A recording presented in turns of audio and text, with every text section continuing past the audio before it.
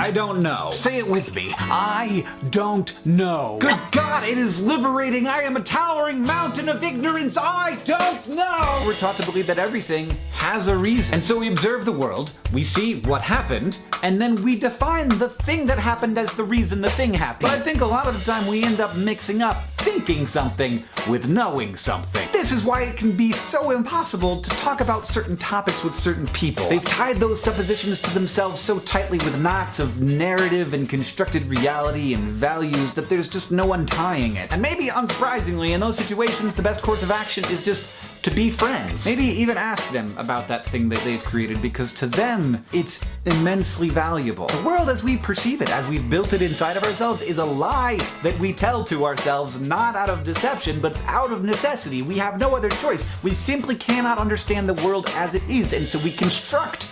But sometimes I just have to tell myself the thing that is definitely true, the truest thing I can say, which is that I don't know. Never know.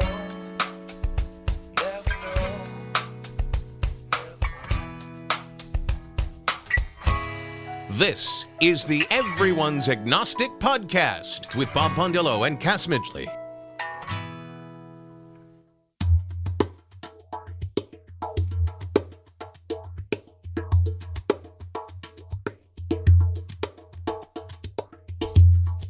Welcome, everyone, to episode 163 of the Everyone's Agnostic Podcast. I'm Cass Midgley. Today, Dr. Bob Pondillo and I interviewed Dr. Marlene Winell. This is our second interview with Marlene. Back in March of 2015, on episode 35, she was on the show.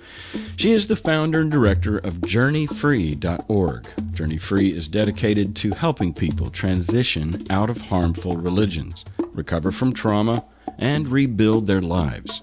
They develop programs for both individuals and groups. This is from their website, quote, "If you're recovering from religious harm, we have great respect for your strength and courage. Please know that you are not alone and that things can get better," unquote. We're honored to have her back on the show. She's been helping people recover from religion for over 20 years.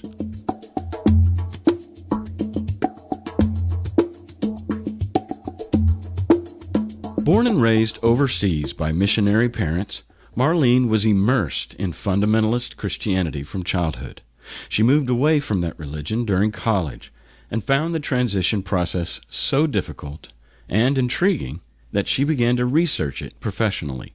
In 1994, she published Leaving the Fold, a guide for former fundamentalists and others leaving their religion, which has become a leading self-help book in the field of religious recovery. In 2011, she coined the term for the condition she calls religious trauma syndrome. She holds a bachelor's and a master's in social ecology from the University of California, Irvine, with an emphasis on marriage and family relations. She earned her doctorate from Penn State in human development and family studies. Dr. Winell has taught courses in adult development at Penn State, Colorado State University, and Boulder Graduate School and University of California, Santa Cruz. She was licensed as a psychologist in Colorado, where she had a private therapy practice. She also worked as a psychologist in Australia for 7 years before relocating to California. Her primary focus is on developing services for recovering from religious harm. She believes this is important for individuals and for society to move forward. In this talk, we tackle issues of post-religious sexuality, sexism, and some really helpful tips on how to communicate and relate to religious family members around this issue. Before we get into our talk with Marlene, I had a short 15-minute talk with Peter Montoya. We had Peter on back at the end of 2016 on episode 130. Peter is a true go-getter. He has an appetite for life and emotional health that sets him apart. If he wasn't such a genuine soul and a true friend, I'd pigeonhole him as one of those motivational speaker types, like Tony Robbins or something. But the thing about these types of people is if they don't fall into their own ego and greed and become cheap posers and charlatans, they have a lot to offer, and their energy and passion is contagious. And Peter is one of those who has all the assets of a motivated person without the masks and lies and deceit. He was there for me when I was drowning several months back, and was a real lifeline for me. He's got a project going that is not only relevant for Californians, where he lives, but the principles for building community that come through in this conversation will be helpful to all of us that are hungry for intimate friendships. I know you're going to like him, but more importantly, you may be quickened to do something in your own town that fosters essential relationships. Seriously, as humans, we are not going to be our best selves or truly develop character or live up to our potential if we're not engaged with honest, intimate friendships on a regular basis. This is science. Hell, this is evolution. And I mean that in the sense of finding meaning and how much that can augment your experience in life. Like more laughter, more looking forward to the coming week because of the events that you have on your calendar.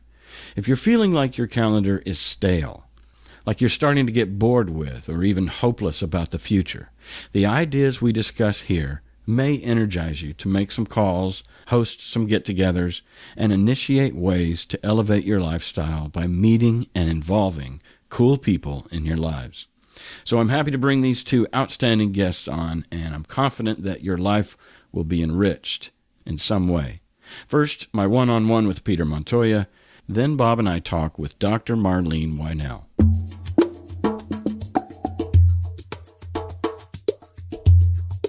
We taped this conversation with Marlene on July 29th, 2017, and my talk with Peter on August 7th. We interview people you don't know about a subject no one wants to talk about. We hope to encourage people in the process of deconstructing their faith and help curb the loneliness that accompanies it. We think the world is a better place when more people live by sight, not by faith. So please subscribe to our podcast or leave a review wherever you listen to podcasts. Our show is available on iTunes and Stitcher and Spreaker and Podbean. Also, you can support us monetarily in two easy ways. You can pledge $1 per episode or more through Patreon. That's patreon.com/EA podcast. Or leave a lump sum donation through PayPal at our website, everyonesagnostic.com. The smallest contribution is greatly appreciated. Our opening monologue is an excerpt from a YouTube by Hank Green titled Towering Mountain of Ignorance. The music behind it is Never Know by Jack Johnson. The segue on this episode is me goofing off on various percussion instruments from my collection. Thanks for listening, and be a yes-sayer to what is.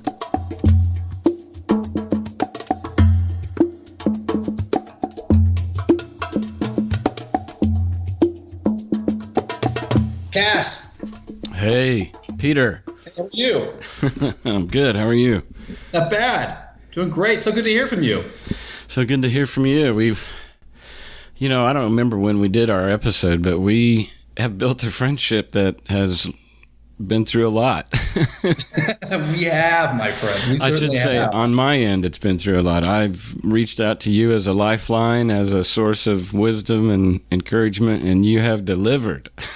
Oh, thank you. That's what I see to say. I'm so glad to hear that.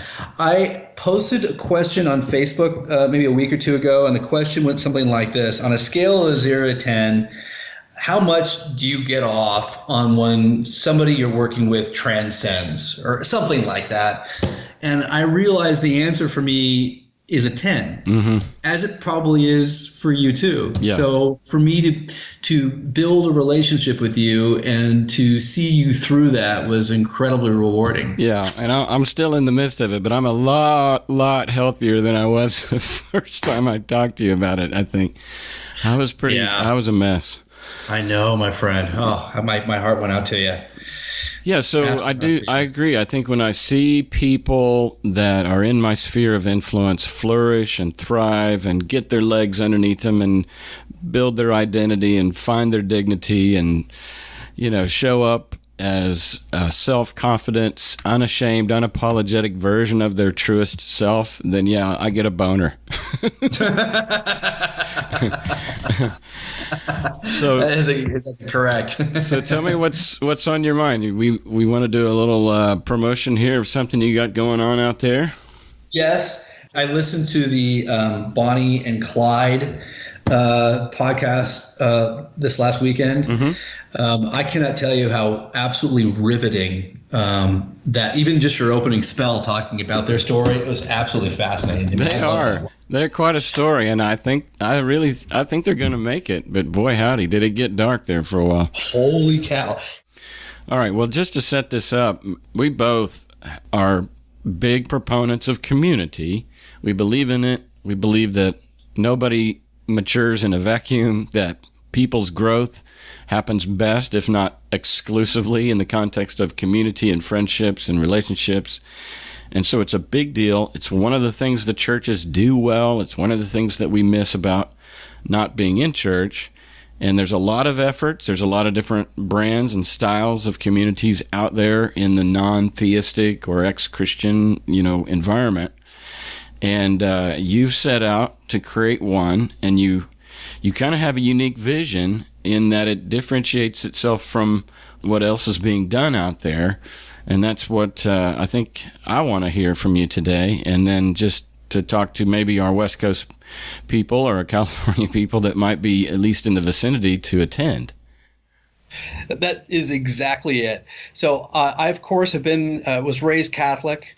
I'm married to a very, very devout believer. I have been to church, and I've also experienced the good side of what church can bring when it brings community. Sure. And a lot of churches do community incredibly well. Right. There are thoughtful, caring people who connect. They get involved in what we'll call communal barn building, which means someone is sick or needs some help. They rally together and help people out. I've been involved in all that. And those feel really good.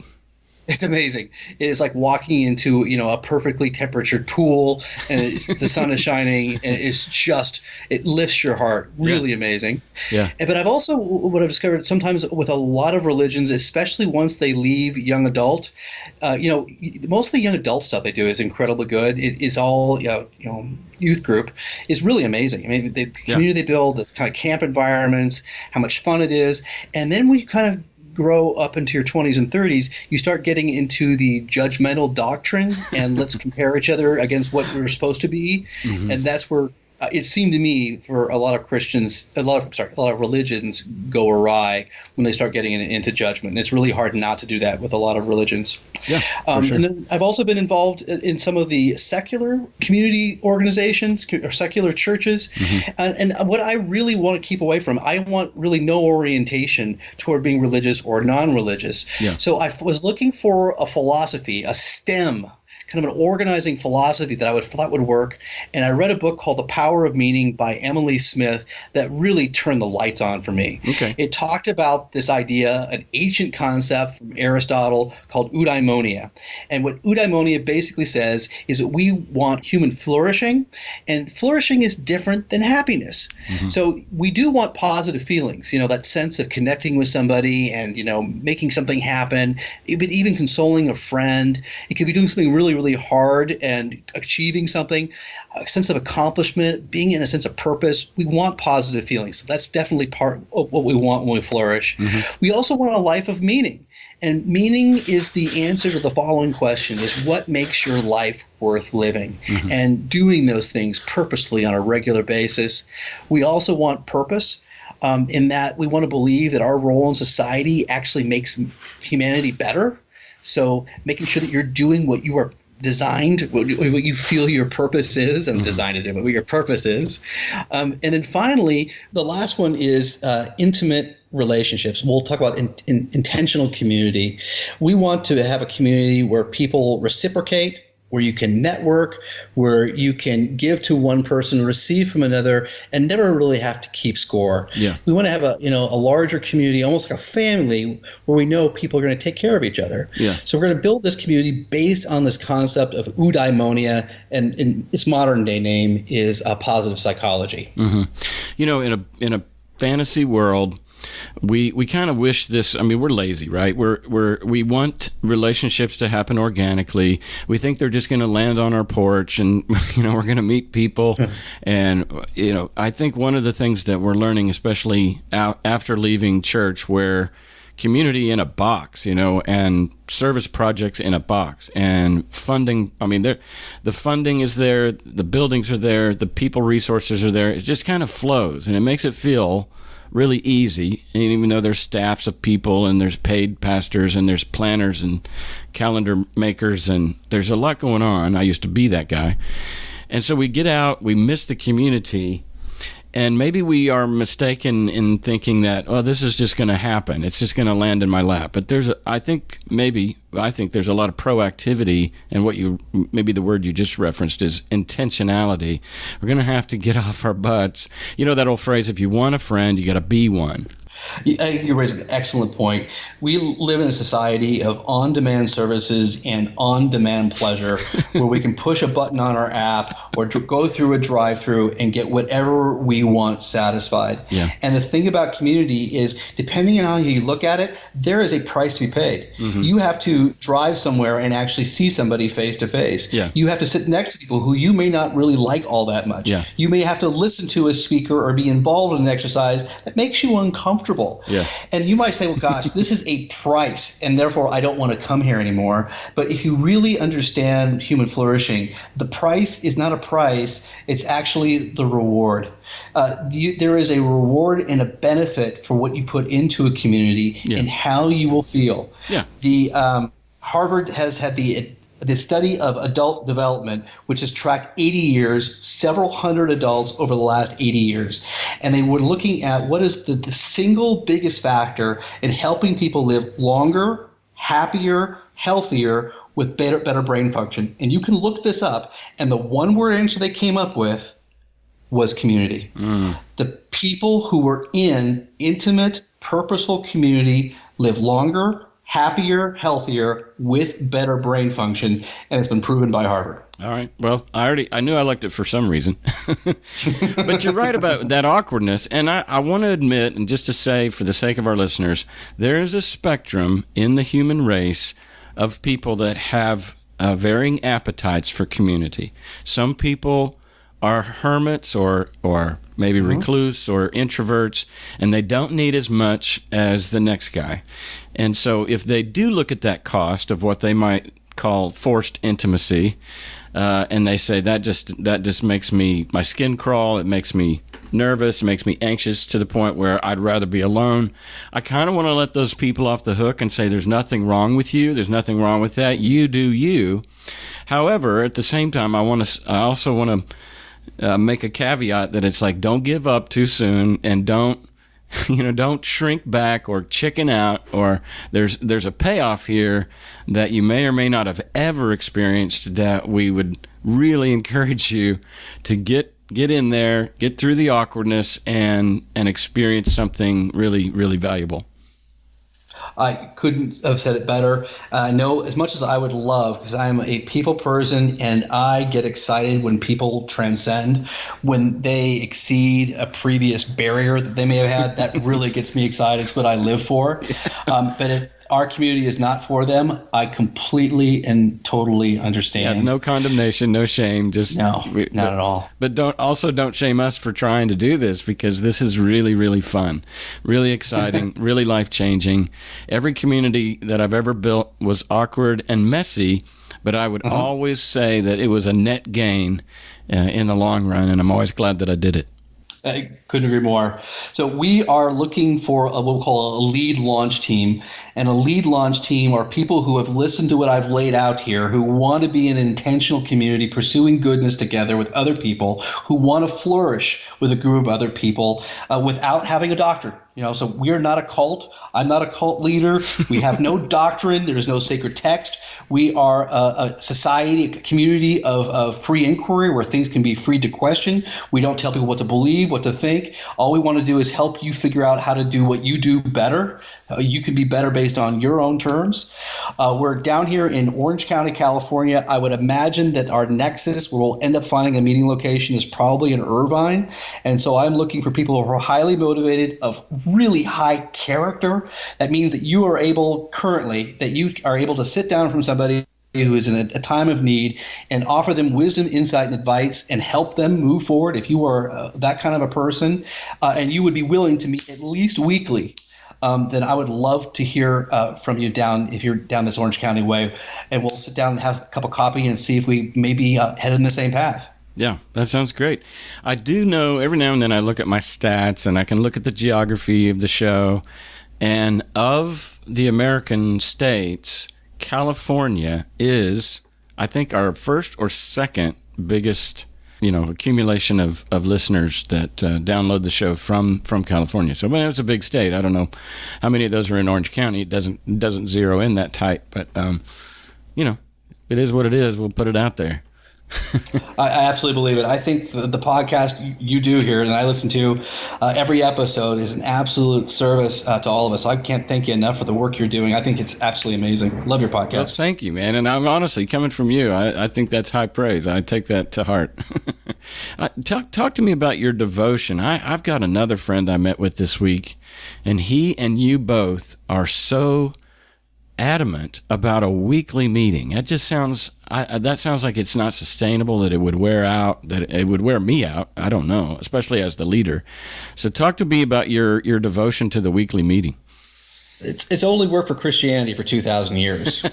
Yeah, but they've got paid staff and they've just got lots of help. I mean, it's a lot of work to do a weekly meeting. So we're headed that direction. So a very good friend of mine, his name is Keith Page, and he is a former pastor from Mariners Church, which is in Rock Harbor, which were big churches down here in Orange County.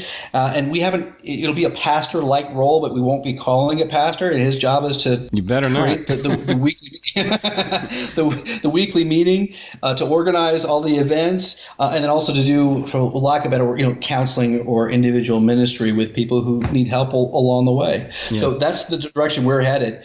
Once we kind of hone down our operations, figure out how everything's going to work, then we'll probably go to a launch team of maybe 50 people.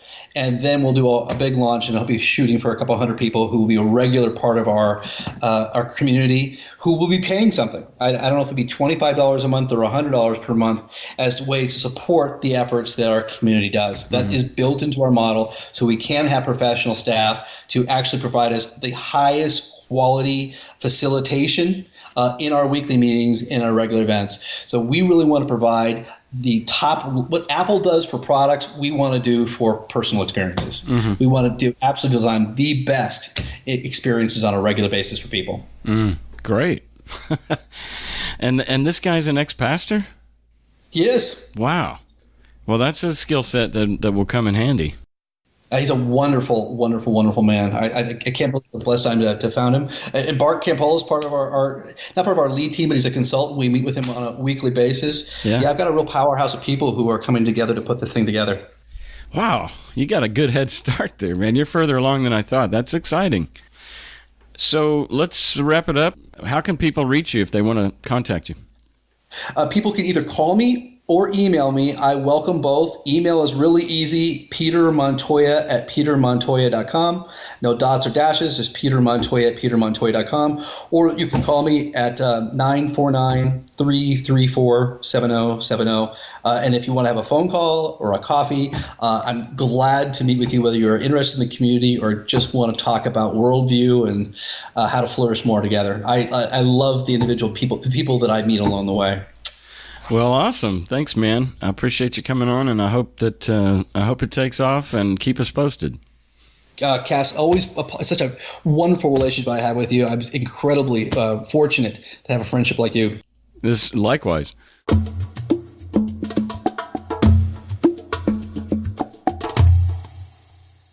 Hello. Hello, Doctor. Hello, Dr. Marlene. It's Bob and Cass. Hi. Sure. Let me come around here. Hello. How are you? How you doing? I'm good. How you doing? Good. Well, welcome back. Thank you. Where are you located, by the way? Outside of Nashville, Tennessee. Nashville. Okay. Yeah, and where are you located, Dr. Wino? I'm in Alameda, which is in the San Francisco Bay Area. Yeah, Alameda, California. How about that? When I was a kid, I lived on Alameda Avenue in Youngstown, Ohio. Yeah. Oh, okay, well, we have something in common. There's something, yeah, 727 Alameda. Anyway. So, Dr. Marlene Winell, journeyfree.org. Yes. We had you on over 2 years ago, episode 35. This is probably going to be episode 163 of our weekly show. Yeah. Sounds like you've been really busy. Yeah, it's been chugging away, and we are probably in similar lines of work, although you're more qualified to be in the line of work that you are. And we try not to provide too much counseling or advice other than just to model how fucked up our lives are. And Giving advice is a good thing. For you it is, because you what's your education? I have a doctorate in human development and family studies. Okay, human development. And how much human development is arrested by religion? Oh, huge.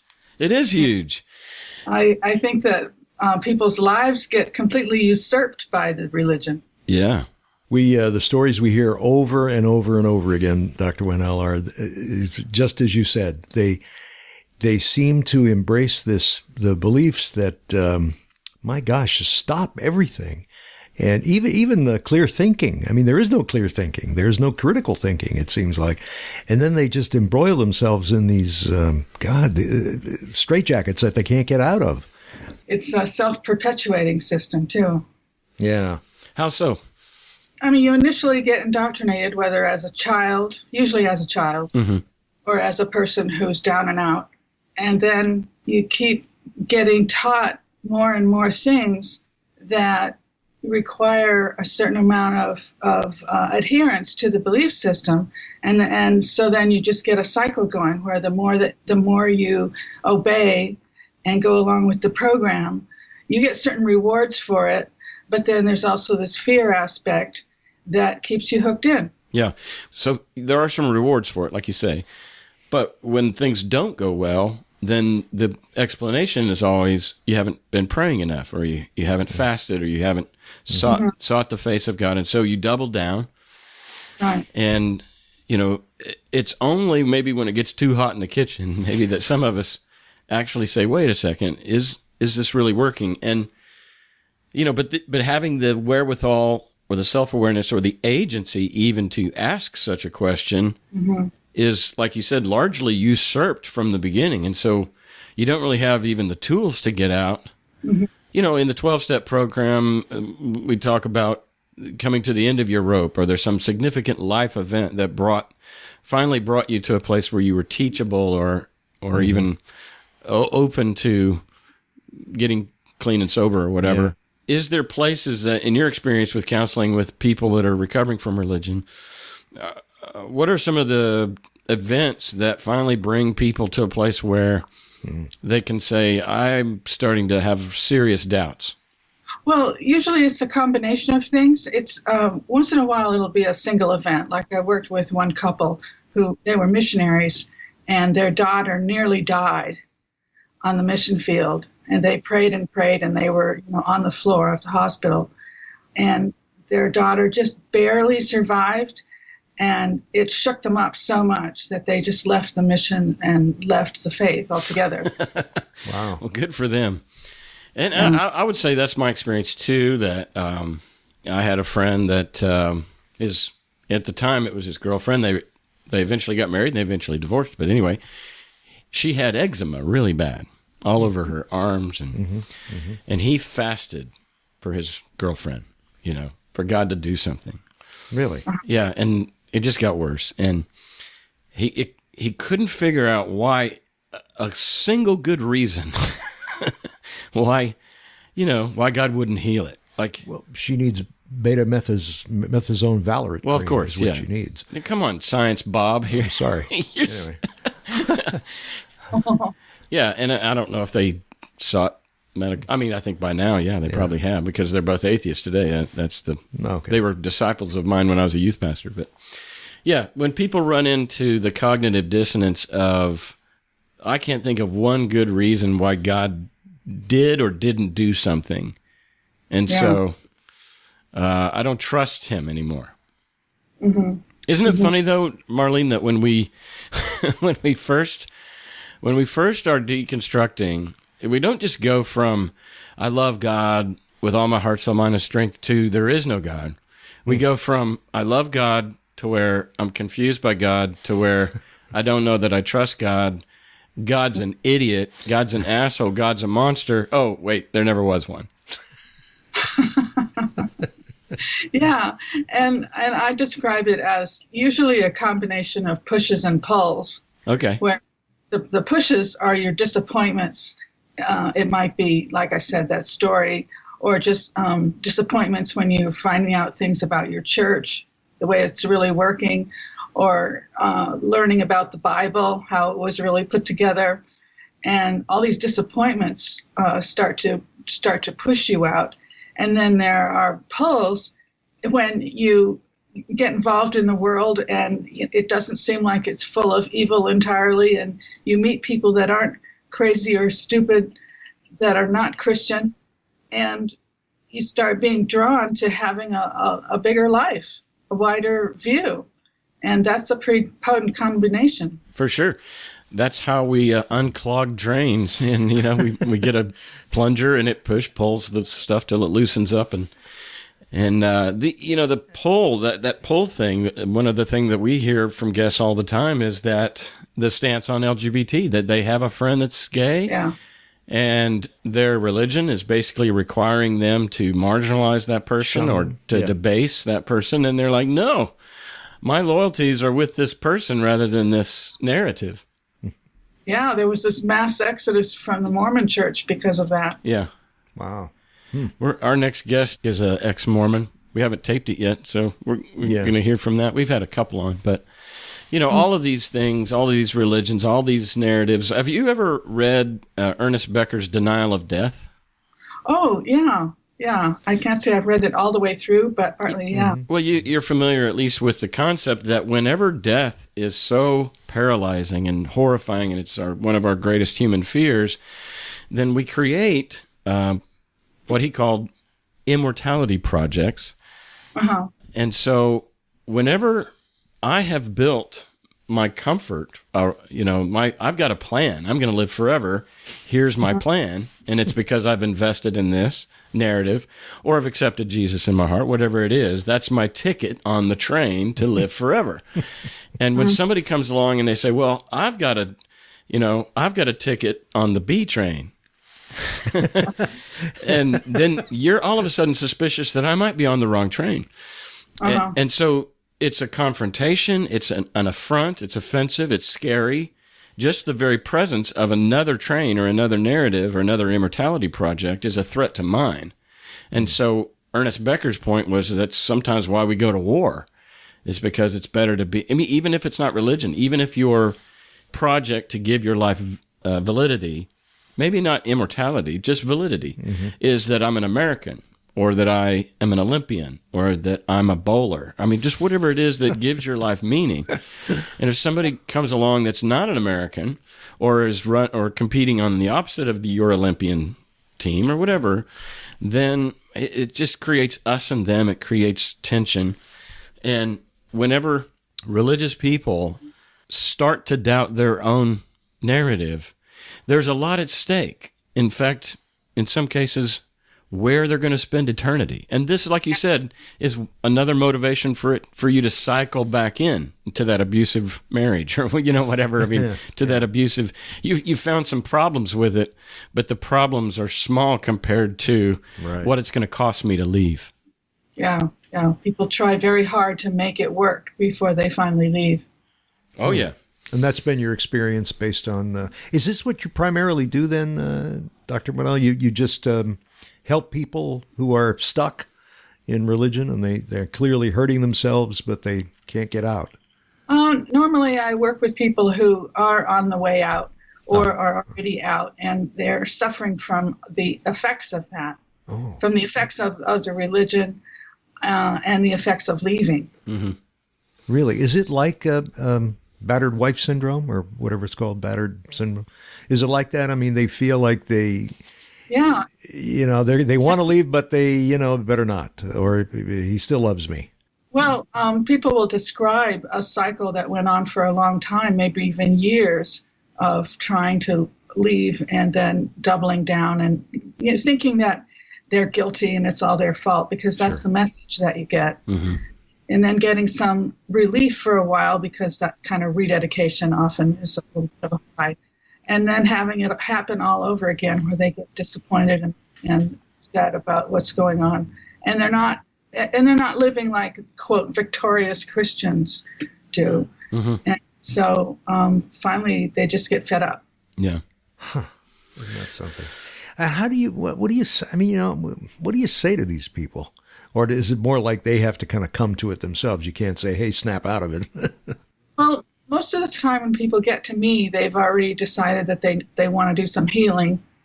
But there are a lot of fears. And sometimes, I'm told that it's very difficult for people to contact me in the first place, because that would be admitting that you're out, or that you have problems with the religion. And then also there's this huge bias against psychology. Mm-hmm. Oh, sure. Yeah, it's part of that distrust of science. So talking to me would be basically consorting with the devil. Oh, I totally get it.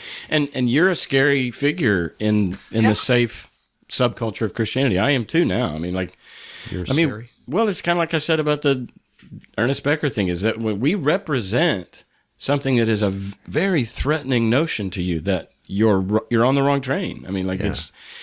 So I want to shift gears a second and jump to a subject of, I don't know, for lack of a better word, banality. Boring or dull or less than exciting, and that is one of the things that maybe confronted me when I left, was the Christian narrative is a spectacular, and we could literally say fantastic because of the root word fantasy, story that there's a trajectory here, there's a plan, there's been one from the beginning of time to the end of time, everything is in God's plan, and there's this triumphant ending where we all get to live forever in glorified, immortal bodies with sinless natures, eating and drinking and being merry, free from all the hardship of life and disease, and free from these, and we'll get to this in a second, these sinful bodies with sinful urges. We're free, and we're with Jesus, and it's all good, or whatever. So that's kind of inbred into you from a child, and it's pretty stuck in your neural pathways as far as this is a great plan being mapped, I'm being played out right before our eyes. God's good. So when that goes away and you're left with, like, no one's watching the shop, there is no plan, the universe doesn't know or care that we're here, the sun's going to implode or explode someday and burn us all up anyway. And so do you have any tips or any tools in your toolbox to help people cope with the meaninglessness of life? Well, I don't know that life is meaningless. There you go. But the first thing is to understand what's happened. I mean, there are some things that Christianity does to people, and I have talked about three things. One is to denigrate the self, to where you think you're worthless, and then another is to scare the shit out of you with fearing that you're going to go to hell, and also fearing the world. Mm-hmm. And then thirdly, what I've called fantasy idealism is what you're talking about, where this whole fantasy is built up, and it's unreal. It's something that appeals to a child. It's like it is like a fairy tale.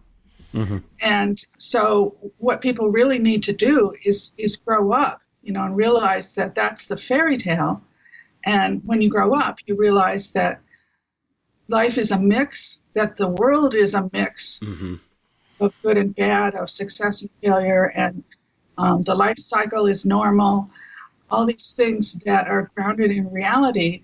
So the first step is really to just get real about what's been true all along without the fairy tale. Mm-hmm. And then going from there, it is helpful because some of this is about expectation, isn't it? Yeah. If you have these enormous expectations that were conjured in the first place, then maybe letting go of them is a good thing. Absolutely. Mm-hmm. Well, that's kind of a Buddhist thing, right? Detachment from outcome. Mm-hmm. That you do have to kind of, every expectations kill. You have an expectation for how this movie is going to go or how this dinner is going to taste. I mean, mm-hmm. Everywhere you turn, expectations have a tendency to drain whatever event that is from its true potency, because you've already projected onto it what you want it to be, what you wish for it to be, mm-hmm. and you're not very equipped to cope with reality. Then on a bigger scheme and a big picture, that's religion. Yeah, that kind of makes sense. Yes. There are all these aspects of it too. There's the perfectionism of what you're going to become when you die. You're supposed to have a perfect relationship with God right now. God is perfect. Heaven is perfect. Eventually the earth will be perfect. And so you've been taught all this perfectionism. And that's one of the things that clients of mine deal with is perfectionism in their lives. Oh, because yeah. they've been taught to expect it. Yeah. Well, personal self-denigration, you mentioned fear of the world, fear of hell, the second thing, fantasy idealism. And what you said was, first they got to realize what has happened.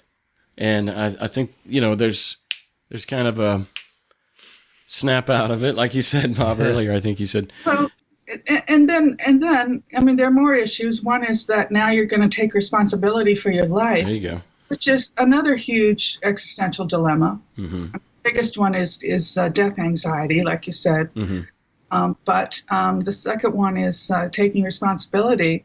And that includes responsibility for meaning in your life. Yeah.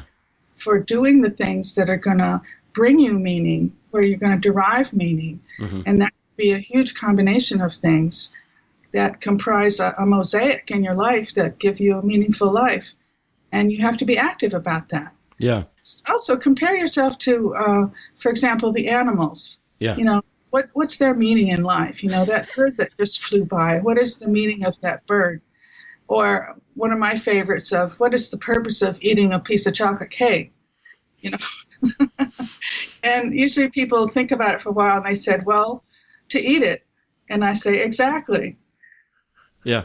Or that bird from fly to one tree to another, and that's enough. Yeah. And they're not questioning what is. And we've been taught to question what is and to look for something better instead of accepting and savoring and celebrating what is. Yeah. Let me move again to another subject that I think is fascinating. And I think, I don't know, I've got a quote here I'm going to start with, because I think that sexuality is such a big deal. Right. I mean, it is and it isn't, right? Because I love the Hustler magazine and the Hustler adult shop slogan on their T-shirts. It says, "Relax, it's just sex." So I don't want to overplay it as a big deal, but I also want to acknowledge that psychologically and formationally, human beings and our sexuality, especially with this prefrontal cortex, I think if we're going back to the birds and the bees and the apes and whatever, like sex literally is just nothing. They don't have any drama around it, especially masturbation or, fucking in front of people at the zoo. I mean, just they're naked and they don't know it. They're, just like the pre-Adam and Eve thing, But with humans and with consciousness and self-awareness, it gets really complicated. And I think that a lot of our formation of our identity, who we are, and I think, especially outside of religiosity, agency and acknowledging I like what I like, and especially when it doesn't hurt anyone, mm-hmm. and giving yourself permission to be and to love and to do what is within you to do. So anyway, it's a Freudian quote, but he says the behavior of a human being in sexual matters is often a prototype for the whole of his other modes of reaction in life.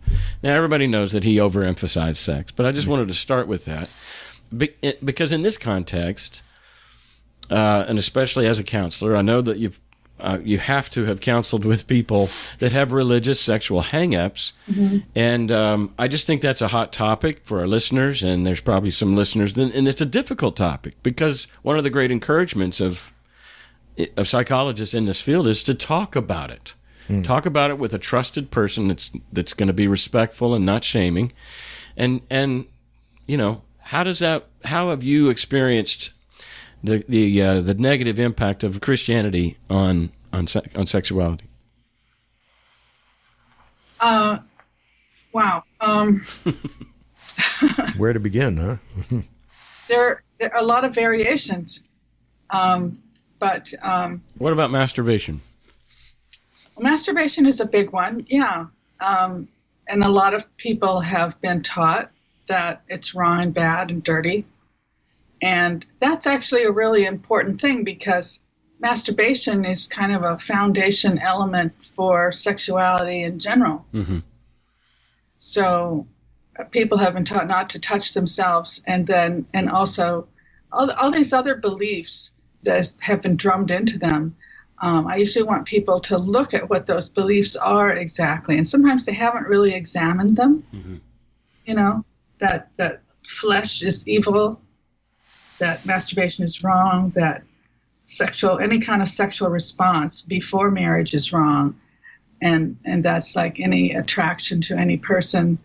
And walking down the street, if you're attracted to somebody, that's a terrible thing.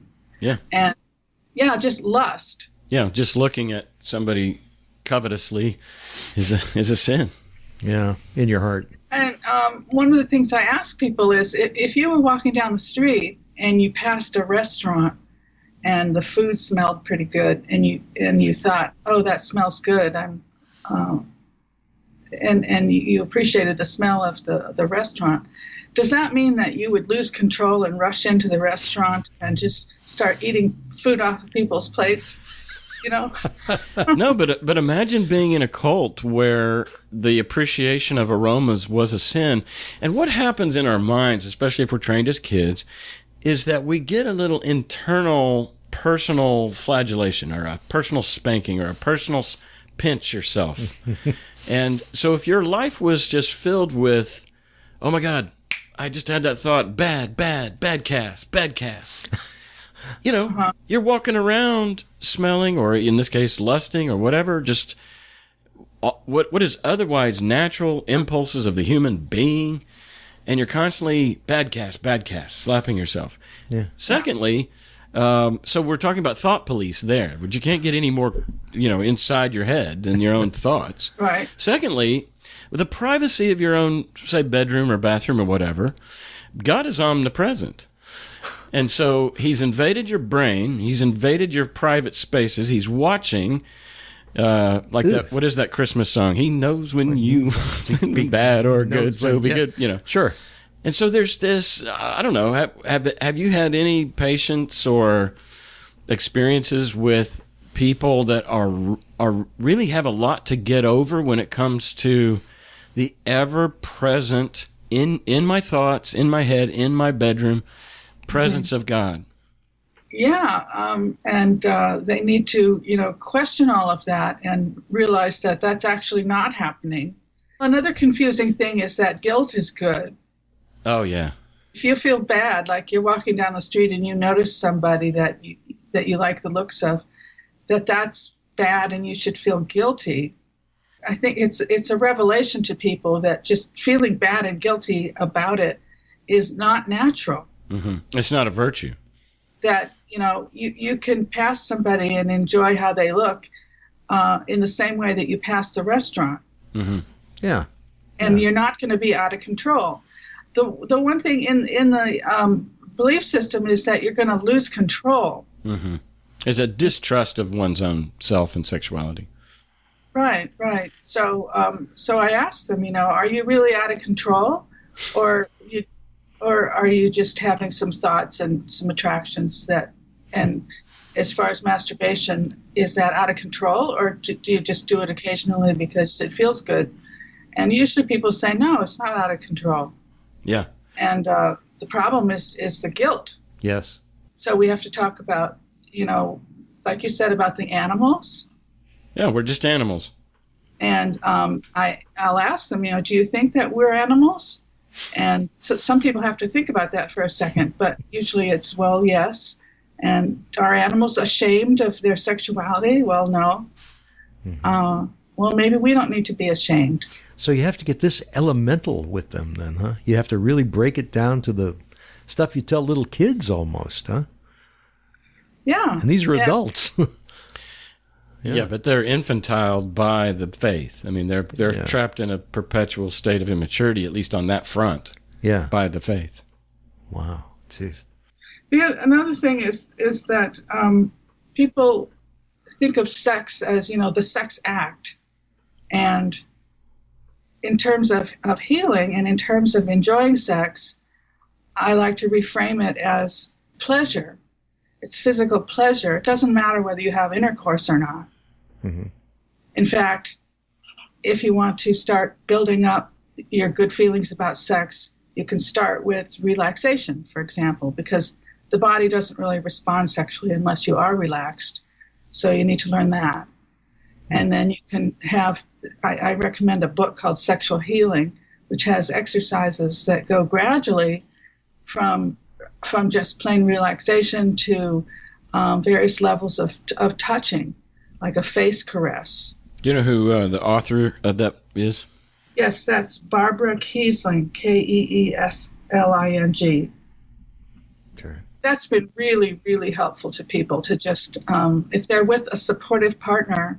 Partners usually are hugely willing and supportive because they want it to get better, Yeah.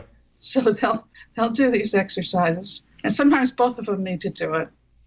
Yeah. I've got this back scratcher in my nightstand next to my bed. It's this wooden stick, and I'm telling you, to me now, 10 years out of religiosity, I equate scratching an itch, a mosquito bite I can't reach with my hand, whatever. Yeah. The morality of that.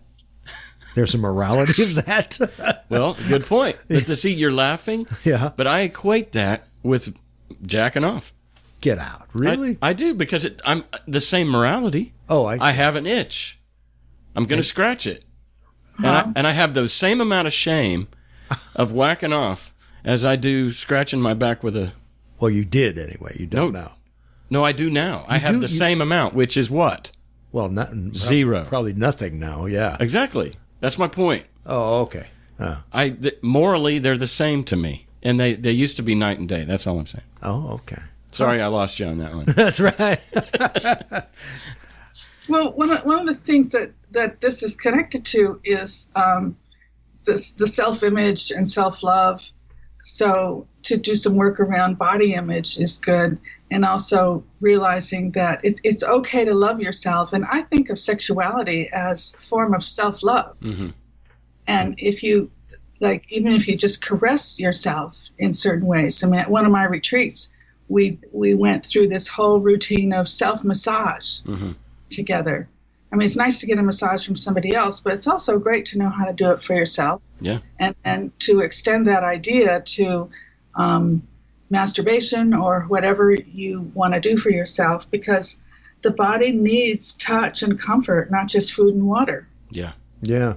How true. Huh? Well, you were mentioning how usually our parties are eager to try these things because everybody wants to have what? I mean, that's like how many books and magazines are written about let's heat up the bedroom or whatever. You know? I mean, that's everybody's desire. So, yeah, the eagerness to try things. But one of the things that I've read before about sexuality and psychology and such is the sexual act, the sexual engagement, intimacy, is enhanced by self-confidence. Oh.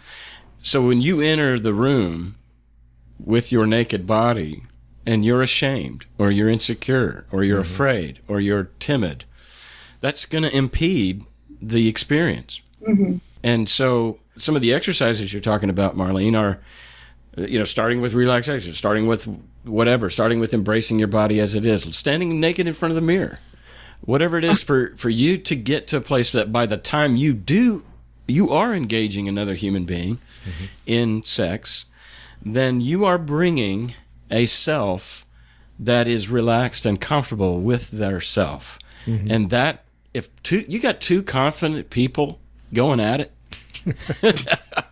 I'm serious. I mean, that's going to be some good sex because they're not ashamed of the sounds they make. They're not ashamed of their body. They got a paunch here. They got a flab here.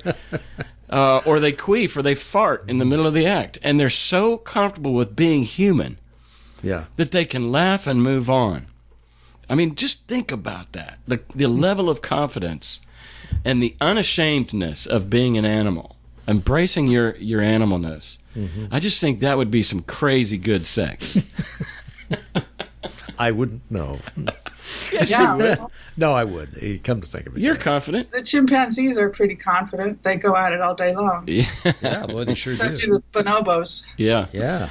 Oh, well, why not? So I was going to ask you if you've read the book Sex at Dawn. Oh, yeah. I did a workshop with Christopher Ryan. Oh, really? Wow. Yeah. Cool. Well, it's basically the sign, or a very evolutionary perspective of sex. And so if you need help understanding how you became a sexual creature from a scientific point, it's pretty good.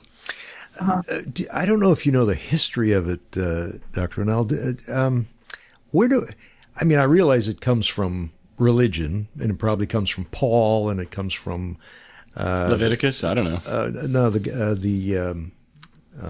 St. Augustine? Yes, Augustine. Yeah. Do you ever do that historic kind of thing? Let's take a look at this, where this comes from. This like you can't spill your seed and onanism and all that jazz, Yeah, you know onanism? Yeah, I know about onan. And That's some pretty deep shit. But it's weird. Yeah. It's a weird idea. Yeah, that God killed him because he pulled out and came on the ground. Yeah. So Weird. I'll let her answer your question. Okay. Do you ever give a rat's ass about the history of this nonsense? It would help me. Yeah. Well, if somebody is having trouble with that, that story has been completely misinterpreted. Yeah. Mm-hmm. Like how? So I'll just throw out. What it is, it's according to the New Testament, or at least, or to some scholars, this is the bloodline of Christ. Because if you go through the lineage of who Jesus' seed came from in the first chapter of Matthew, then this is part of it. And so it's a seed of David. And the Messiah has to come from the throne of David. And so the fact that this guy died and he had several brothers, and it's been a long time since I gave a rat's ass about this. Yeah. So I may be getting it wrong, but the brother dies, and so it was just tradition that the brother would take over and try to keep the bloodline going, and have children with this. Screw your sister-in-law. Yeah, and they all, for whatever reason, they all kept dying, and God killed a couple of them, and then Onan comes along, and he's supposed to continue this. Yeah. And he's having sex. Yeah. And he pulls out. And God's offended and angry and kills him. So I don't know. How have you heard it interpreted, Marlene? Well, that's the story, but the reason why it was wrong was because he wasn't keeping the line going. Right. Mm-hmm. It wasn't necessarily because he pulled out. And besides, that's not the same as masturbation. Yeah. But they certainly reframe it. Oh, I see. Well, I know where we're going with this. We were both saying the same thing. I'm saying that it was wrong in that case because he cut off the line. But what I think probably, this verse has probably been used to support the aversion to contraception. Probably. Yeah, and it's also used for masturbation. Yeah. And didn't we have an attorney general under Clinton? Not attorney general, like the Surgeon General. Surgeon General. Yeah. So there was a Surgeon General under Clinton who said, young people should masturbate. Nobody gets hurt. Everybody feels good. Boom. The next day she gets fired. Yeah. Oh, man, you can't talk like that, huh? Yeah. Jeez. She was a prophet before her time. Yeah. I'll say. Jeez. So maybe we'll jump there if we're going to talk about women. How much of misogyny or patriarchy is a part of your counseling? The women are second-class citizens, basically, in so many circles. But they're always charged with they're blamed for everything. Oh yeah, absolutely. Momism. Remember that momism back in the 50s? What was that? The belief that moms could change their sons into homosexuals. Oh, they blamed homosexuality on moms, on women. on moms. Yeah. It's like women take it in the neck all the time. I hate it. What's your experience with that, Marlene? Yeah, a lot of the this is sometimes the straw that breaks the camel's back, like I was saying before. Yeah. Somebody was not hired for something or was a church leader and not allowed to preach or something like that. Women have lots and lots of experiences in churches that have been pretty demeaning. So that's one of the areas where it's a huge relief to be out. Yeah. Even though sometimes they still will find themselves acting that way, acting subservient and needing to learn how to be assertive and learning how to be equal to others. So there's usually a big learning curve for people on one thing or another. After they leave the faith? Yeah. Oh, yeah. absolutely. That's why your job exists. I mean, me too. I mean, like, part of what we're doing is helping people with this giant fucking learning curve that's waiting for them when they walk out of faith. Uh-huh. How now shall I live? The bottom falls out. That's what I always say. Mm-hmm. I was thinking that women are shown the door or underappreciated, and a lot of them take it, others stay. And earlier, a couple other things.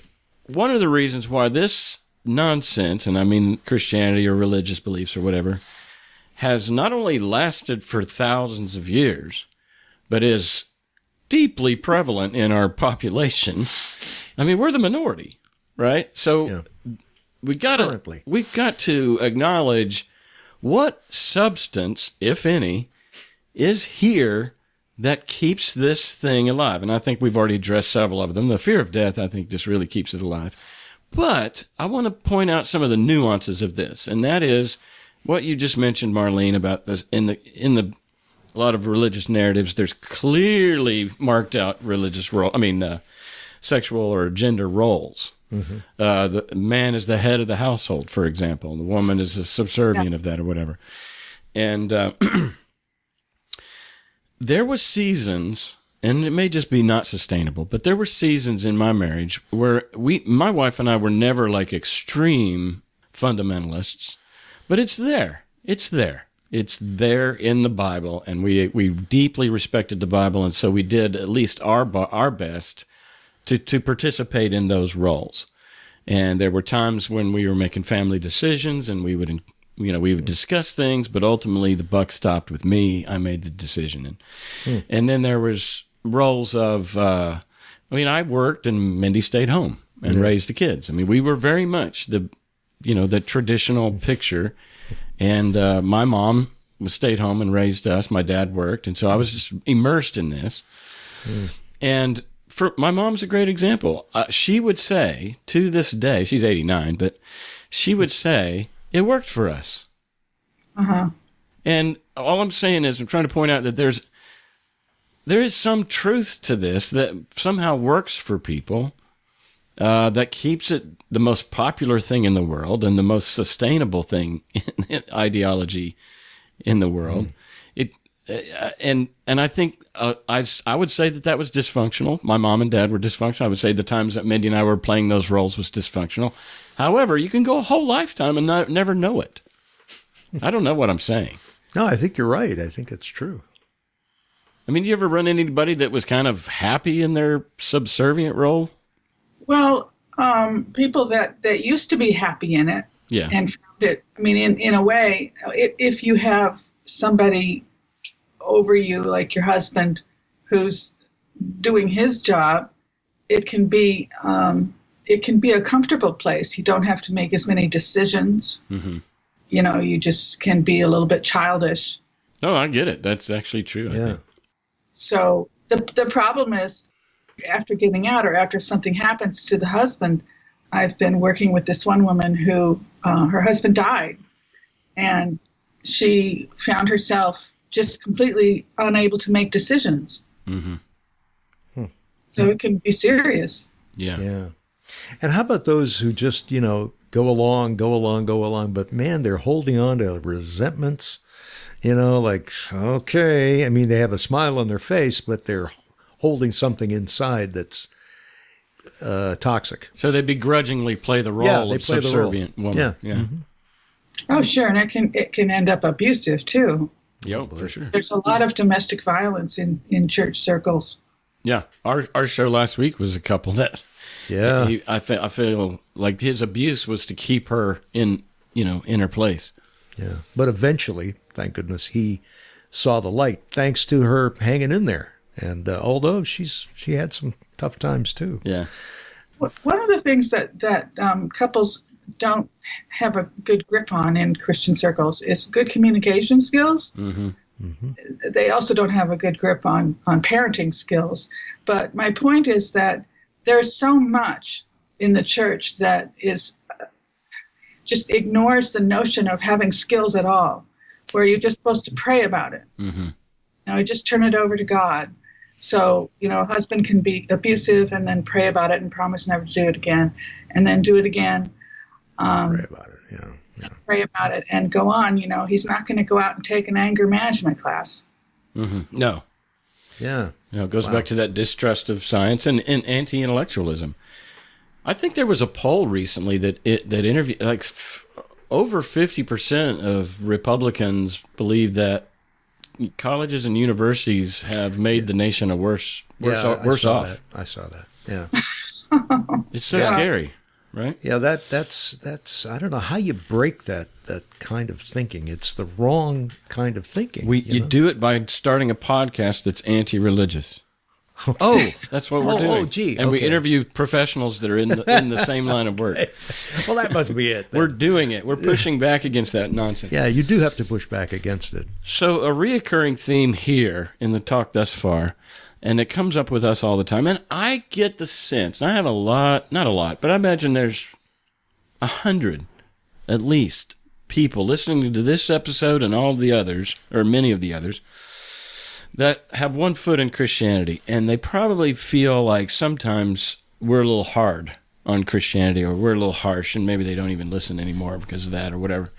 And one of the ways that I think Christians or people with one foot in, one foot out would be offended by me and my rhetoric is how often I say grow up. How often I refer to infantilism or just a perpetual state of immaturity. And I know that's going to be hard to hear, especially for people that know me really well. I often thought, man, if any of my sisters are listening to my show and they hear me admonish people to grow up, they would roll on the floor laughing because I'm their little brother and they know me as a completely immature ass. They would say, I do not have a license to admonish people to grow up. You can't tell people to do what you haven't done yourself, so shut up. Yeah. So the hypocrisy is there, and my conscience is telling me that. But the other conscience is telling me that Christians are saying, I'm offended when you call me a baby or when you call me immature, and that you're assuming that my Christianity has kept me in a perpetual state of infantilism. You're broad brushing or whatever, and I probably am. Broad brushing is easy to do, but I'm seeing that theme here with Marlene today. Yeah, that early on she talked about responsibility, and I wanted to say it then. I'm going to say it now. The gospel of scapegoating it's celebrated in the faith as the right thing to do. Literally cast your mistakes onto someone else or something else and let it pay the price so you can go to blissful paradise. Literally. I mean, it's the core message of the gospel is that not only are you not responsible, we're going to reward you if you'll give that responsibility to someone else. Oh my God, right? Have you seen that bumper sticker that says Christians aren't perfect, just forgiven? Yeah, oh yeah. Yeah, I really hate that. It's offensive. Yeah. And then just now, there was some ways in which you Marlene, were mentioning how, for example, the wife is under the lordship of her man. He dies, and she's left without any skills to cope, and it's a perpetual immaturity that is never. So there's a lot of ways. Well, there's the whole ethic. The whole Christian message is being a child. You're supposed to be a child of God. Come to God. Oh, Jesus even said, unless you become like little children, you can't enter the kingdom. Yeah. Wow, I forgot about that. So you're just supposed to trust like a little child trusts. And when you think about that, a child trusts without questioning, without thinking. Right. And so the whole system infantilizes you to stay in that state in order to be acceptable. All right, let's have a sing-along. He's got the whole world in his hands. He's got the whole wide. That's enough for me. Right? You just trust the big daddy. Which, I don't want to get into too big of topics here, but it also creates a sense of no responsibility for the earth.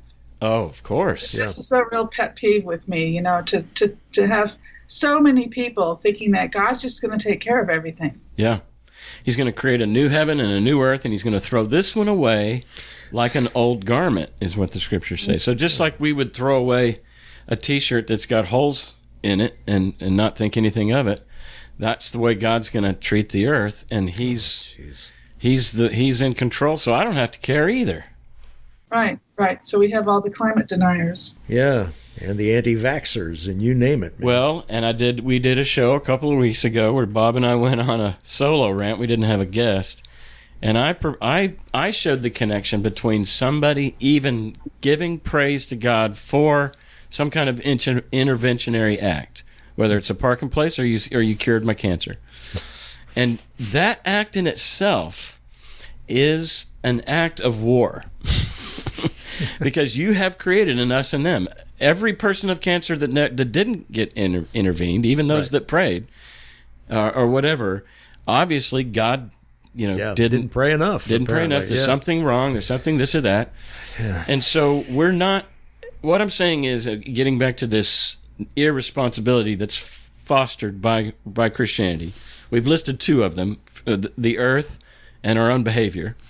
This third one is responsible for our neighbor, because the us and them that's created. I mean, if you in your mind go to bed day in and day out, live your life knowing and acknowledging and affirming that 90% of the human population, at least, that's ever walked the earth is going to burn forever in eternal torture, and you're okay with that, how do you not get a callous on your heart about your neighbor? Yeah. You can't be in line with them at Walmart and give a rat's ass. I mean, because otherwise you'd be begging and pleading for them to repent and go to heaven. So, I mean, you have to get callous. You have to get distant. You have to acknowledge in your head that person deserves to be homeless. That person deserves hell. That person deserves to be homeless. That person deserves cancer. That person deserves whatever. Yeah. And you wash your hands of it, and you disassociate from any responsibility, social contract responsibility. Yeah. Just saying. Amen. Amen. Marlene, talk to me about what you do for fun out there in California. What are some of your hobbies and recreations? Is that really relevant? Well, we've got to get irrelevant in order to lighten the fuck up. We've been talking psychology for 45 minutes or 55 minutes. Wow. Well, one thing I do is I do improv. Do you really? How exciting. I am so jealous. I have been wanting to do improv for about 5 years now. Really? Is it comedy? You do comedy? Yeah.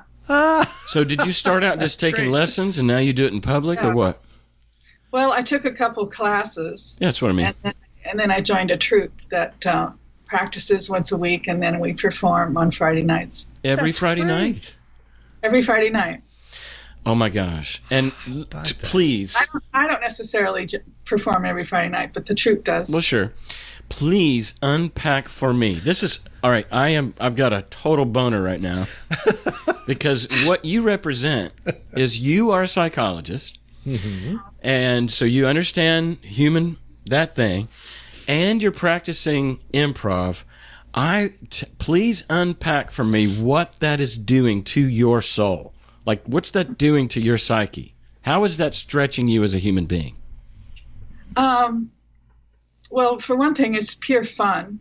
Okay. And I believe that we need to have fun in our lives. And Absolutely. So it helps me not be too serious. Good. It's also social. We really get to know each other.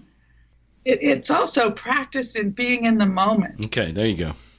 Cannot do improv without being absolutely in the moment. Is it taxing on your mind, on your brain? No, not really. That's what I fear about it, is that you have to, it makes me think, and this is what I say to myself, in order to do that, I'd have to think on my feet so lightning quick that it sounds scary, not fun, but yet what's your experience? Well, they teach you not to worry about thinking fast like that, and to focus on what other people are doing. Like you might be out on stage with one other person and relating to this person. And then developing a character, you follow each other, and you just do what seems logical to do next for you, given the situation. Don't try to be funny. Oh, yeah, for sure. Right. So, like you said, it really is being in the moment.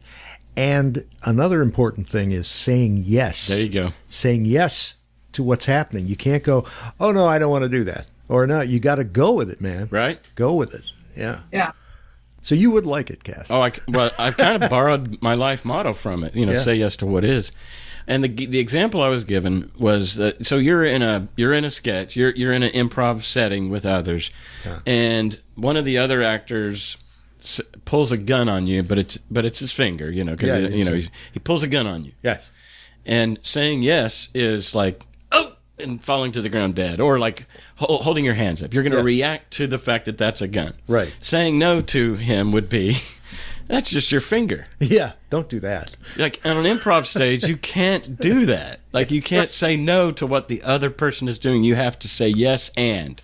Right. Uh-huh. So you're pretty good at yes and, Marlene? Well, I've gotten used to it, yeah. And cool. But my original question was, how does that affect your psyche? Is that stretching you to be able to become a more yes sayer in real life? Yeah, I think it has taught me to pay attention. It was interesting too. I did a talk about religious trauma syndrome at a group not that long ago, and I found myself addressing the group with more confidence than usual. And I realized that I had gotten it from improv. Mm-hmm. Well, I experience you as being very confident with us now.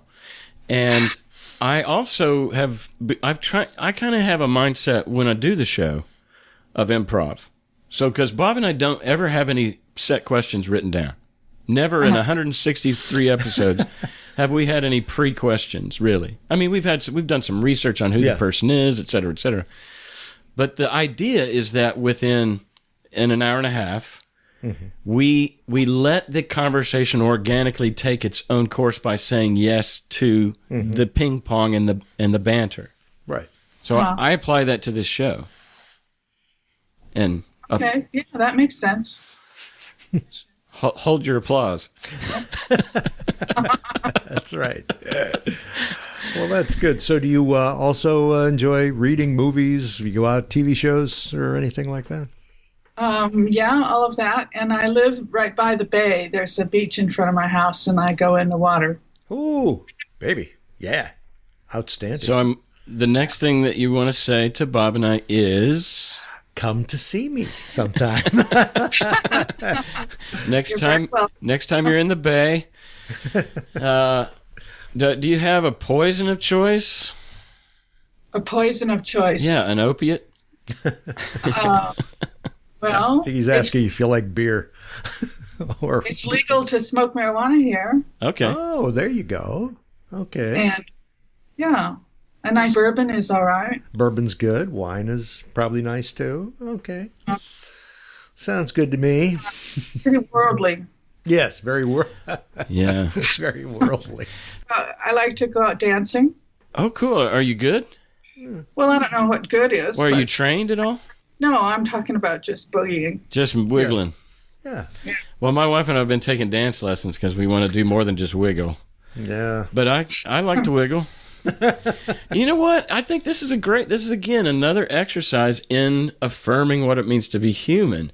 Just like you need to get over your hang-ups and shame about your body, your sexuality, or being on stage in an improv scene and like winging it and giving yourself the permission to wing it and be who you are on stage in real time. I think dancing has a very similar effect on on the fear that a person can have around the topic of dancing, or I look stupid. I look, and how free, and I'm going to say this. Some of these movies or some of these sketch TV shows or whatever, when somebody's busting a move, and I think it was the movie Hitch with Will Smith, and he's coaching these other guys, and in this case it was kind of this heavyset loser that was trying to get this beautiful woman, and he was teaching him to dance, and so he bust out his own move. And Will Smith says, "Never do that again." He shames him. for his dance. But the redemptive moment was by the end of the movie, by being himself. The guy gets the girl, and they're at a dance. This is literally, I think, the final scene of the movie. They're at a place where there's dancing, and he's doing his stupid personal dance. And the girl's loving it, and Hitch can shove it up his ass. I mean, you know what I'm saying? Yeah. It's like, all that shame, all shaming of any form. Yeah. We do music and dancing at the retreats that I have. Oh, really? Oh, let's talk about that. I'm so glad you mentioned that. So, well, for one thing, journeyfree.org is where people can reach you. You are a for-hire counselor, and if people want to, see, I mean, part of what I want to do is parade you out here as while they're listening, they go, oh, that sounds like somebody I could relate to, or somebody who has the expertise that I think I'm going to need in order to unpack this shit. Yeah. And so they feel confident in your professionalism and in your skills, and they call you up and they set an appointment or whatever you do. And I'm sure you probably do Skype appointments, right? Uh-huh. That's the main mode. Okay. And then there's these things that you do every so often. Talk about the retreats. The retreats are small groups of people, about 10 people, and we rent a big house, and we spend 3 days together, 3 full long weekend. And we go through everybody telling their stories, which is really powerful. And then we do a whole lot of exercises on different aspects of healing and growth in recovering from religion. And we also have fun. We have a talent show usually, and we'll sing and dance. The whole thing is just very healing. People usually have really good feedback afterwards. Awesome. Cool. So how many of those do you do on per year on average? Usually about 2 a year. Okay. Yeah. We had one in April, so we'll probably have one in October. And is it only in California, or do you do it around the country if somebody calls you? I did one in Colorado, and I would do them in other places if somebody wanted to help organize the logistics of it. Yeah. Right. Gotcha. Well, I would. I'd love to have one here in Nashville where I bring you in and gather some people. All right. I mean, it's a pipe dream. Don't get me wrong. I'm not great at organizing such things, but there is enough. Well, there's certainly enough people. I'd say there is in every city. Yeah. You know what's funny is the metropolises are probably the least needy of this kind of stuff. Yeah. It's these rural places where ex-Christians feel completely isolated, and those are the people that need this kind of not only community but therapy.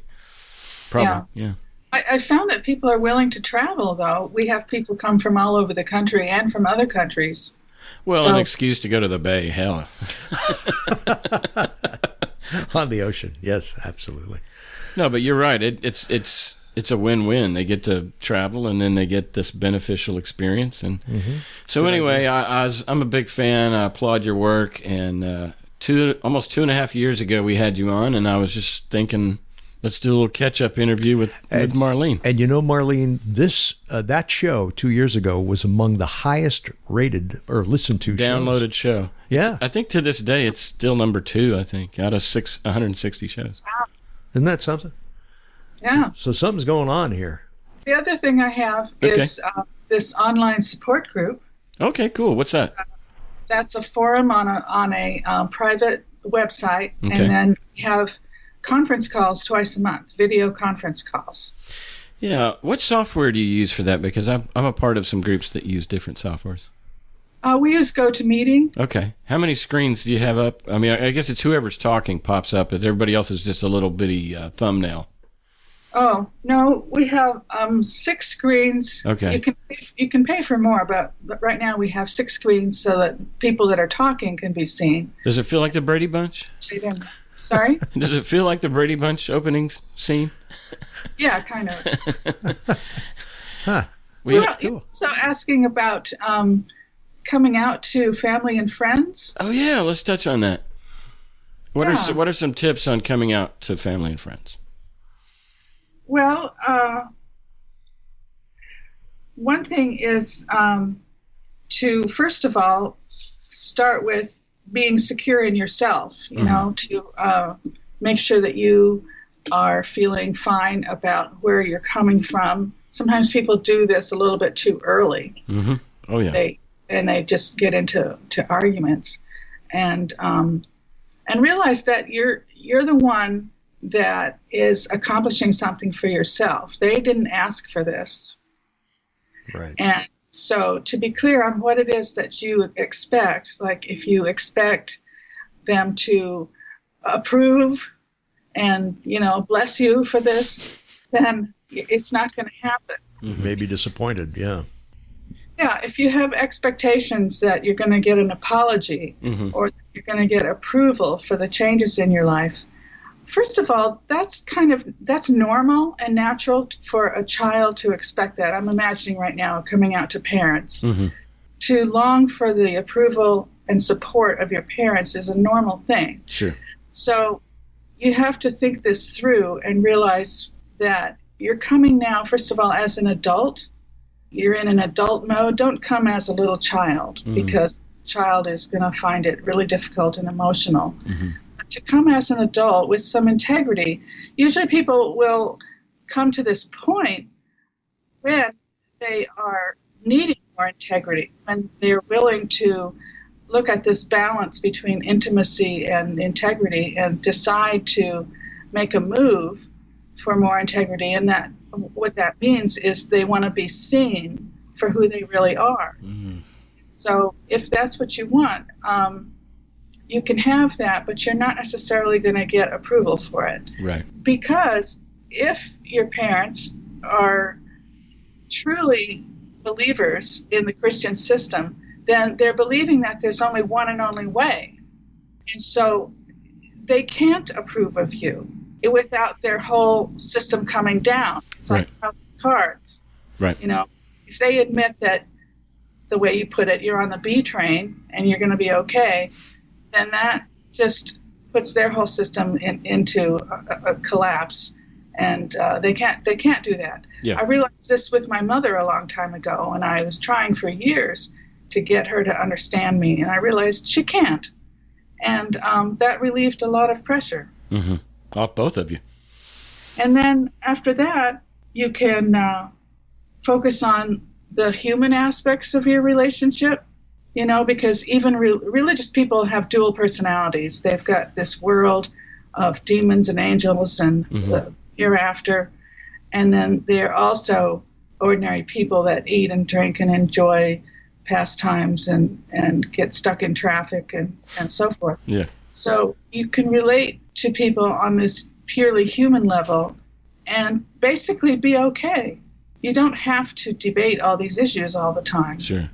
Now, I recently heard somebody give some advice on this, and when it comes to talking to especially parents, to start with some form of thank you. And I thought, well, that could be condescending, or it actually could really, be a good way to get off on the right foot. Just say, thank you for raising me the way you did. Thank you for introducing me to Christianity. I mean, what do you think about that, Marlene? I wouldn't necessarily say thank you for introducing me to Christianity, but I would say thank you for being such great parents and all that you've done for me and all that I've learned from you. Yeah. Because, that includes Christian qualities, Christian values. Yeah. But it's a little bit broader.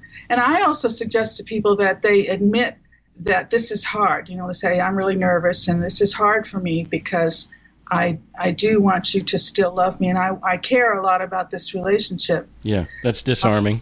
Mm-hmm. And, to say some stuff like that before you launch into the news. Yeah. But what happens then, Marlene, if then the father says, you are not my daughter any longer, don't darken my door again, this woman, you're going to hell, I don't know who you are. I mean, it could get pretty tough, huh? Just thinking about this ahead of time, realize that people do have emotional reactions, but things can change. I had a case just like that where the daughter was rejected, and then the father came around because the relationship with her was more important. And after a while, it changed. Well, how long a while? Like a couple months. Okay.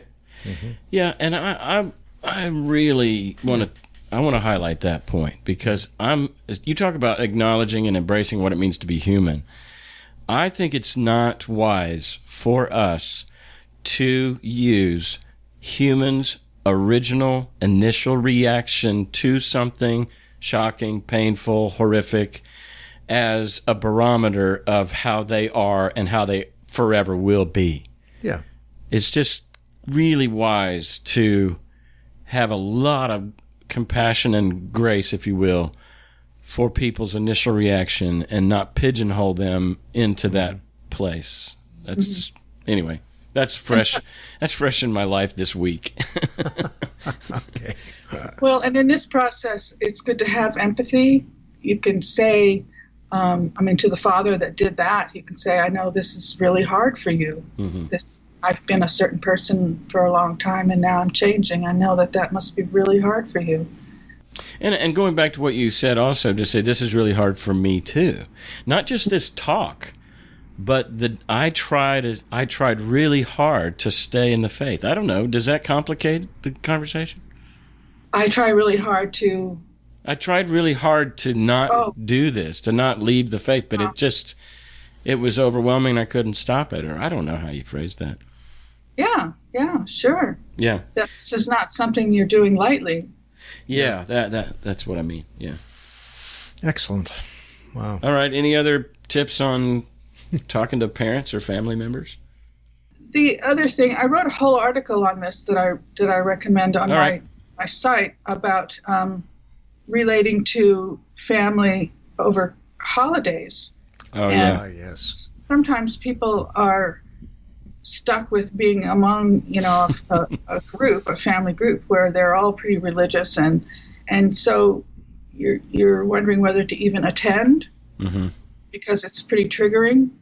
So one of the things that you can do is to just play anthropologist. View the whole thing like it's an interesting tribe, that everybody bows their head to an invisible being before meals. That's interesting. Now, instead of it being stupid. Yeah. Just view it like you're visited from another planet. And then the other thing that I've sort of invented is called the leprechaun technique, which is that you translate the words. Like if your father asks you, "So, how's your walk with the Lord?" to translate that in your head to, "How's your walk with the leprechaun king?" And or somebody asks you, "So where are you going? Where are you fellowshipping now?" Translate that to, "So where are you dancing with the fairies at moonlight?" So, but what do you say back though? And so what you say back is just, "Well, that's really not part of my life right now. I'm not really doing that anymore." But I think it you're giving us a tool to help us laugh and not cry, or laugh and not get angry, lash back. Yeah, right, exactly. Yeah. Well, I've had clients try the technique, especially during holidays, and they love it. Yeah.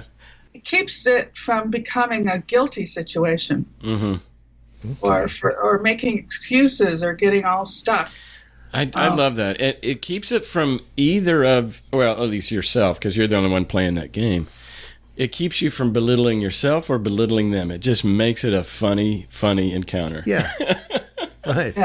Yeah. That's a it what do you call it? Diffuses the energy from it. But parents also have a way of poking at you too, like no other. Yes, right. So if you say, I'm not walking on that journey right now, won't they jump in and say, "What?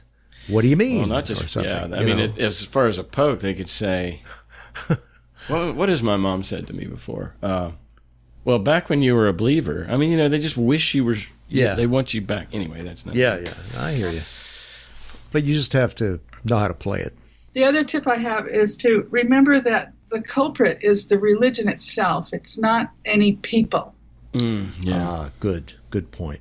So, yes, religion gets in the way of relationships. This is a pet peeve of mine. No, it separates people. That's not their fault. That's not your family's fault. they were, indoctrinated into it themselves. And it's very powerful and it lasts. It's very sticky. It's hard to get out of. Yeah. Mm-hmm, mm-hmm. And who knows better than us, people that left it, and we know how sticky it was and hard to get out. So my paraphrase of that last tip was, it's okay to throw Jesus under the bus. Just don't throw your mom under the bus. Maybe in lieu of, this is a case where his sacrifice is valuable.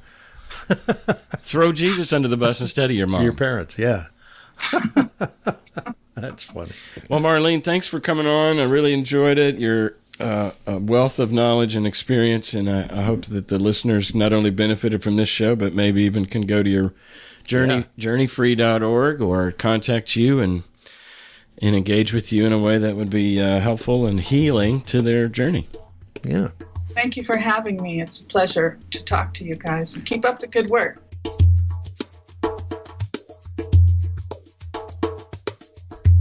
Dr. Marlene Wino.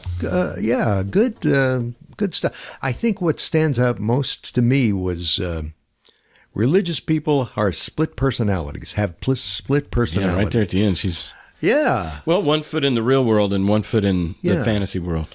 They do call it like the spiritual realm. They call it the, spiritual warfare. There's a book out years ago that talked about angels and demons and how much they're involved in human affairs. And some people believe this stuff, Oh, man. Okay. But I think what she's admitting is like, hey, she is not condescending when she says that. What she's saying is she's actually kind of giving them the benefit of the doubt that no matter how whack their fantasies and beliefs are, they do have one foot in the real world. They get stuck in traffic like the rest of us. They eat, they go to sleep, they shit like the rest of us. So that's the person, and at least there is a person that you're talking to, really. I mean, unless they're just in a psych ward. Yeah. They have a realistic life that you can connect with, even though you could never connect on this other side. That's a good point. I thought that was... Yeah, no, that is good. That's important. Keep finding commonality. That's what she's doing. Yeah, keep finding, you're finding just ways like to connect and not disconnect. I've always said that when you look into somebody's eyes, you look into your own, man. Sure. So, just be human. And find a way to actually practice that. Yeah. Right. And this is a technique to do that, which is a good thing. Yeah, it was good. It was good. It's always good to hear from Marlene.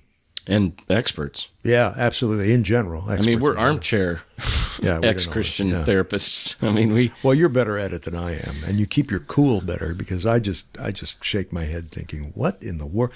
Why do you want to do this to yourself? But that's just me. Yeah, the denigration of self, the fear, the fantasy. Yeah. She was very broad and thorough in her critique. I mean, when we were getting ready to go on the air, you asked me if she was where she was on the spectrum. I said, "Oh, she's hard atheist." She's hard atheist, but yet a professional. Yeah. And a compassionate person and wants to help people. But I can tell every now and then she just takes the gloves off. I mean, she's very angry, not in a controlled way, but we're all still very angry with how this thing destroys relationships. Yeah. Our own deconversion, our anger of like, oh, I was duped. We get over that. Over religion. But what we don't get over, and we shouldn't, is that every day, day in and day out, this thing is destroying relationships, making the world a worse place. And that hurts, and to not acknowledge that pain or even react to that pain would be dishonest. Yeah. So I'm differentiating between my personal anger, getting over that once I left Christianity, and now operating from a place of just general compassion. Yeah, and more level-headedness. Yeah, sure. You don't have a chip on your shoulder. Yeah. You're able to think clearly and not, from a place of rage. Right. And yet, that rage, or at least a version of that rage, is going to get re-stimulated every time you open the newspaper, every time that you try to engage with an old friend who's frustrated that you've left the faith or whatever. It's a perpetual thing, especially in the South. Especially when and nationally too, when you look at how the healthcare thing is presented. I mean, it really is just like, how can they call themselves Christians when they behave so unkind and lack of compassion for other people? you just sit there shaking your head like it does. It's cognitive dissonance. One of the most maddening things. Yeah. Now, yeah. And I guess what we're kind of mad about. I mean, you kind of just hinted to it there. We're not just mad that they're denying people health care and that they're just literally cutting people off and feeling disconnected and feeling irresponsible for each other. Yeah, and if you have cancer, well, you deserve it. You should die, Yeah. I mean, so we're not only frustrated with that immoral behavior that is kind of not related to religion, but even you, a non-Christian, et cetera, you have a strong notion that that's not Christian. Yeah, I do. And yet, there is a version of Christianity that actually fosters that type of hard-heartedness. I'd call it an Ayn Rand Christianity. Yeah. I mean, she's an atheist, but I'm saying that when Christians, it's almost like whatever, these hybrid plants or hybrid dogs or whatever. When Christianity and Ayn Randianism fuck, the baby is our current GOP mindset. Wow. It totally is. It's Christian and Ayn Rand fucked. And it is fucked. That's because there's an what interesting concept right you're there. referencing a Christianity and a Jesus that is moral, kind, thoughtful, hangs out with the prostitutes. Those who don't, everyone pushes aside, he embraces. Yeah. I like that. I can get into that. Yeah. I believe that, Sure, I believe in the sense of loving each other. It's kind of common sense morality. Yeah. Yeah. Just because we're all a little weird, strange, depraved in some way. Ayn Rand said that altruism is evil. You're literally just praising altruism like Jesus. Yeah. Some could say Jesus did. Yeah. Cooperation, altruism, sure. But even if Jesus didn't, who gives a fuck? It's still common sense morality. It's the right thing to do. Yeah, exactly. I love when people say that it's the right thing to do. Well, 2-year-olds in a sandbox. We would teach them altruism and thinking of that, share your toy and all that. It's don't hurt your friend, those kind of things. Yeah. Oh boy. All right, another good talk. I hope I hope our listeners benefited from it. Yeah, me too. What do we got next week? An ex-Mormon. Excellent. And I always like to see what happens. You just never know. So, it's improv. It is. It is. It's improv. Talk to you next week. Okay. Bye-bye, kids.